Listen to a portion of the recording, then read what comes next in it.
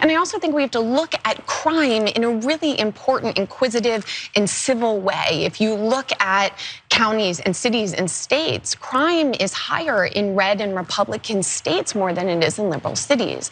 I'm sorry. Blue cities, crime is going up rampantly. So you can talk about red states, but let's talk about where the crime is happening. Jacksonville is the murder capital of Florida. Can I just address this from an actual factual point, not a deflection? That was almost a useful conversation. Fox doesn't like to acknowledge inconvenient facts like that. Red states on average tend to have more crime. That's simply indisputable. They don't like to talk about that, but yet it does occasionally crop up. You saw there a woman trying to point out, look, we can talk about Chicago or whatever, but let's be clear, these red states and red cities, she tried to list them, but was shouted over, actually have more crime, and they melted down.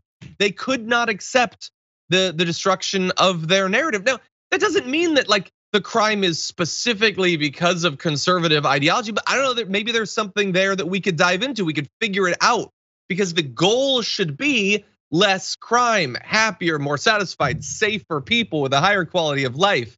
But that's not their goal. Their goal is the creation and establishment and continuance of a narrative. And they don't like it to be destroyed before their eyes.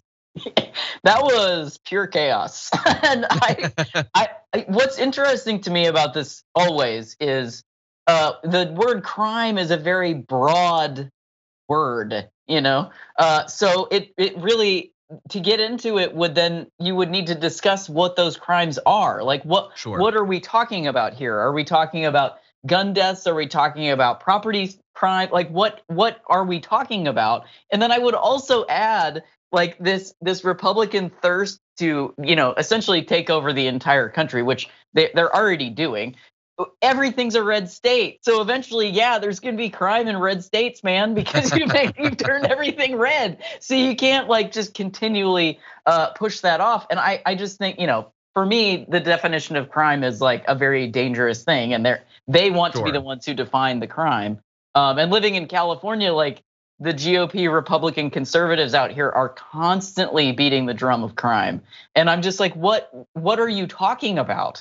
Like, what does that mean when you say it? Like, what are you actually talking about? And John, you brought up a good point too of like, our quality of living is in the toilet. Like, so of course people are committing crimes. They're committing crimes of like stealing food, like, is that what we're talking about? Like that. Yeah. We have to be honest and look like stringently at the words that we're bringing up. And I feel like that host was about to do it, and they were like, absolutely not, we're not doing that.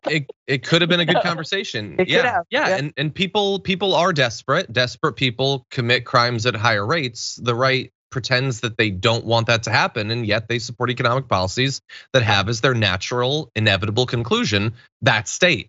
And you're totally right. You can define crime in a lot of different ways. A few specifics though that we could throw out there are, and Arnold, the woman on the show there, she wanted to get into this.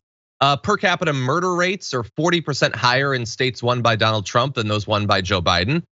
Gun deaths are almost twice as high per capita in red places as in blue. That's according to The Atlantic as of late June. CNN noted in March that there are more gun deaths in Texas by far than in any other state. And look, you've probably seen the spreadsheets. The more guns in a state, the more gun deaths. It's weird. Nobody can figure out why it would be, but those do tend to be red states. I'm sorry, Republicans, I don't like it any more than you do, but it's also the truth. And avoiding it is doing no one any favors, except maybe Republican politicians. I don't know. They are making a lot of money off of it, John. I mean, that's ultimately what it comes down to. They're making a lot of cash off of it. Yeah. So they couldn't possibly restrict something that would, similar to Manchin with the fossil fuels, the same thing with the gun lobby. It's the same thing. It's all just for profit. So like the more awash we are in guns, the more money for them, and the more gun deaths there are, like even accidental. You're putting a killing machine in every house, sometimes like upwards of 20.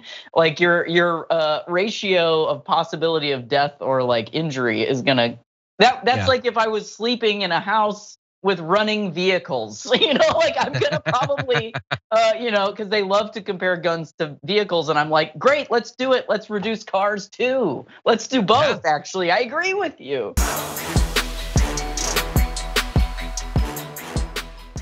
Check out the Damage Report podcast each day, wherever you get your podcasts, whether Pocket Casts or Stitcher or iTunes. You can join me as I give you the news and stories you want, with a range of co-hosts and interview guests jumping in on the fun each day. Again, that's the Damage Report, wherever you get your podcasts. And if you get them at iTunes, don't forget to rate and review. Sometimes I'll read them live on the show.